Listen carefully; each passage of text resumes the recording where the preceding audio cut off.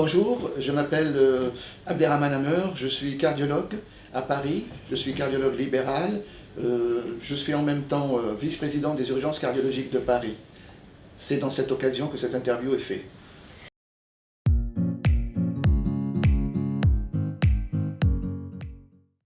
Depuis quand utilisez-vous la téléconsultation? Alors, j'utilise la téléconsultation depuis pas très longtemps parce que c'est quelque chose qui est apparu dans le domaine, je veux dire, habituel chez les médecins depuis que quelques mois. Je l'utilise depuis quelques mois, la téléconsultation. La téléconsultation, ici à Paris, est encore un peu balbutiante, j'allais dire, parce qu'on démarre.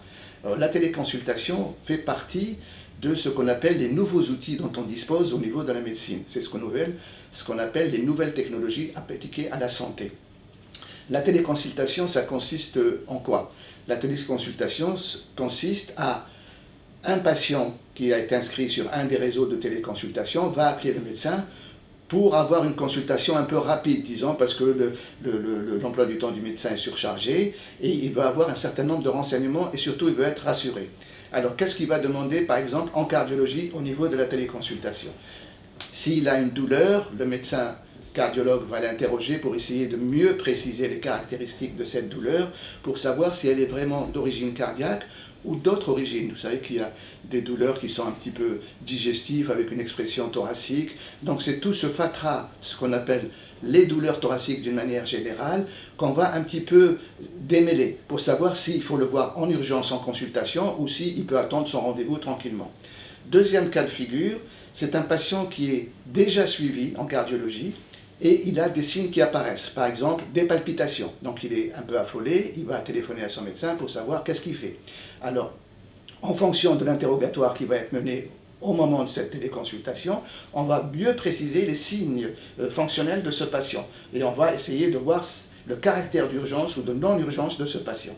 Il peut avoir aussi, comme je disais tout à l'heure, des douleurs thoraciques. Il peut avoir un essoufflement qui peut apparaître brutalement et il ne sait pas très bien, ça le panique, il téléphone à son médecin et il précise. En réalité, c'est une véritable consultation qui va être essentiellement basée sur l'interrogatoire. L'interrogatoire est quelque chose d'essentiel en médecine d'une manière générale et l'interrogatoire va nous permettre de préciser les signes, de préciser l'urgence ou la non-urgence de cet appel.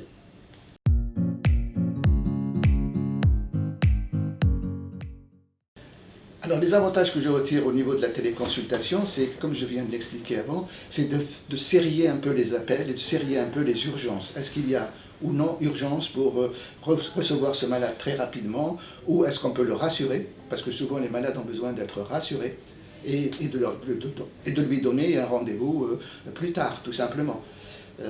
La téléconsultation, c'est quelque chose qui rentre dans un réseau plus important de la télémédecine, qui est indépendant de la télémédecine. Je pense que très vite après la téléconsultation, on va mettre en place ce qu'on appelle des téléexpertises, qui nécessitent bien entendu une préparation un peu plus élaborée, parce qu'elle nécessite qu'on ait les données de ce patient sur notre portable ou notre iPad.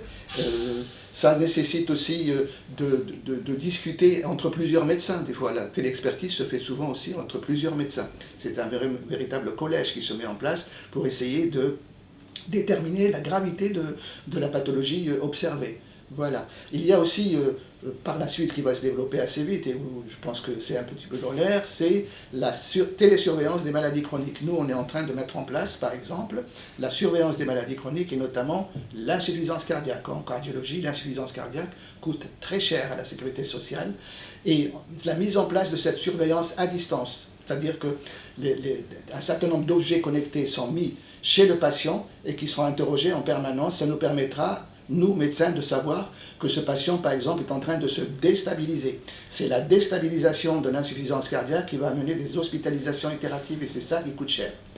Alors, un des inconvénients à la téléconsultation, c'est que les gens en abusent. C'est-à-dire, je pense que c'est facile à mettre en place et tout ça, ils vont abuser et tout ça. Mais je pense qu'il va être un frein à la téléconsultation, c'est qu'elle est payante. Donc, les gens vont réfléchir un peu avant de demander une téléconsultation, parce qu'elle est payante, la téléconsultation.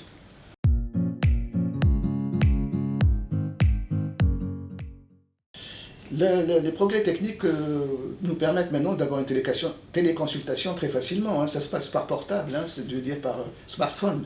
Le patient a une application sur son smartphone qui permet de rentrer en contact avec tel ou tel médecin.